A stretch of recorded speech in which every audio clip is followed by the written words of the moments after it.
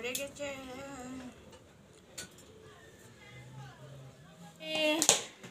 কি করছো? বিস্কুট খাচ্ছি। বিস্কুট খাচ্ছ? হ্যাঁ। আমাকে তো বলছো না তুমি। এমনি বলছি না। হুম। ছেলেকে তুমি জামাতে এগুলা দেখতে ছেলে। হ্যাঁ, আচ্ছা খাও। দেখতে পাই। হ্যালো বন্ধুরা, কেমন আছো তোমরা সবাই? আশা করি সকলেই ভালো আছো। আমার চ্যানেলে তোমাদেরকে অনেক অনেক স্বাগতম রইল, অনেক অনেক ভালোবাসা রইল। তো দেখো, সকালের সব বাসি কাজ সেরে নিয়েছি আর ঘরের সমস্ত কাজ সেরে নিয়েছি। এখন রান্নাবাড়ি শুরু করে দিয়েছি দুপুরের জন্য।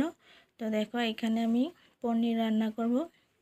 পনিরটা আমি ভেজে নিয়েছি আর তারপর এখানে আমি আলুটাও ভেজে নিচ্ছি। তো আজকে ঘরে রান্না হবে পনির, ডাল আর নিরামিষ তরকারি।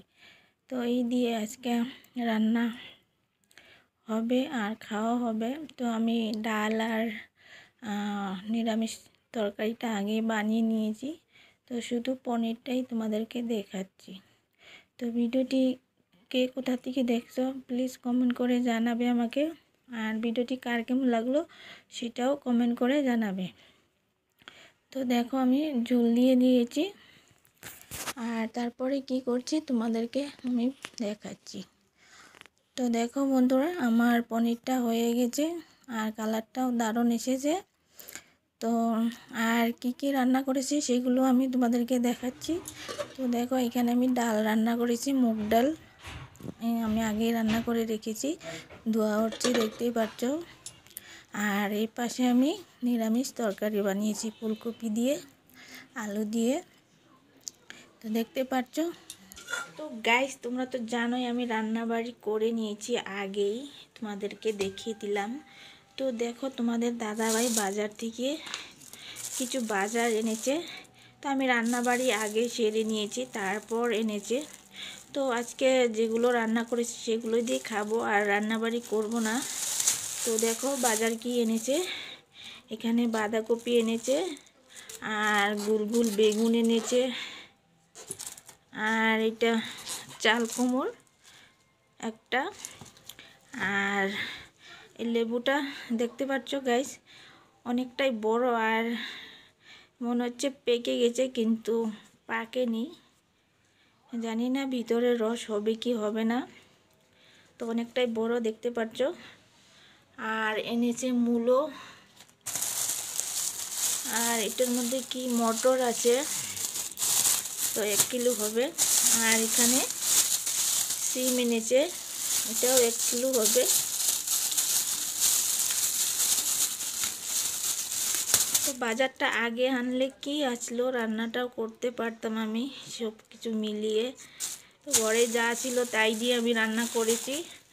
আর গাইস, সব থেকে বড় বাজারটা আমি তোমাদেরকে দেখিয়ে দিচ্ছি কি সেটা। তো এই দেখতে পাচ্ছ গাইস, এখানে কত বড় একটা চাল কুমড় এনেছে। আর এটা বলছে এটা সেন্ট আসে রান্না করলে, ভালো একটা চাল কুমড়। তো দেখতে পাচ্ছ, এটা কাটলে একদিনে খাওয়া হবে না, 2-3 দিন লাগবে খেতে। তো অনেকটাই বড় দেখতে পাচ্ছ তোমরা।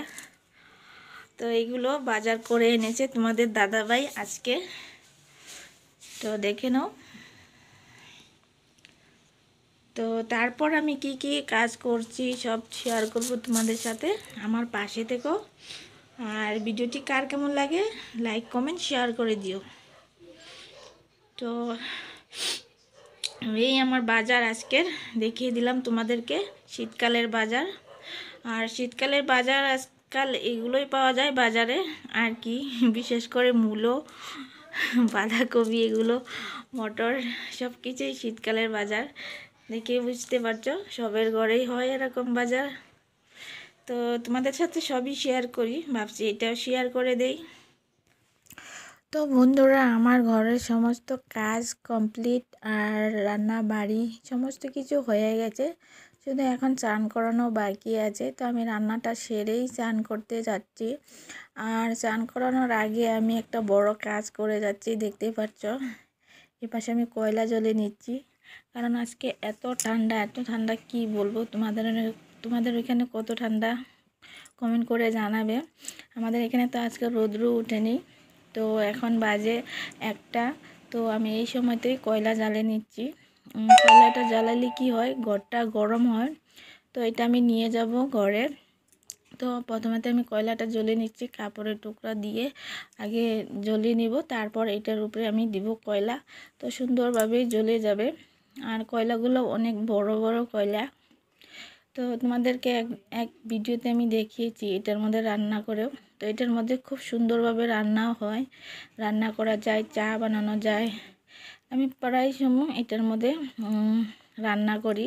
শুধু ভাতটা বানাই না, ভাতটা গ্যাসে বানাই। তো বসে বসে রান্না করতে ভালো লাগে আর কি।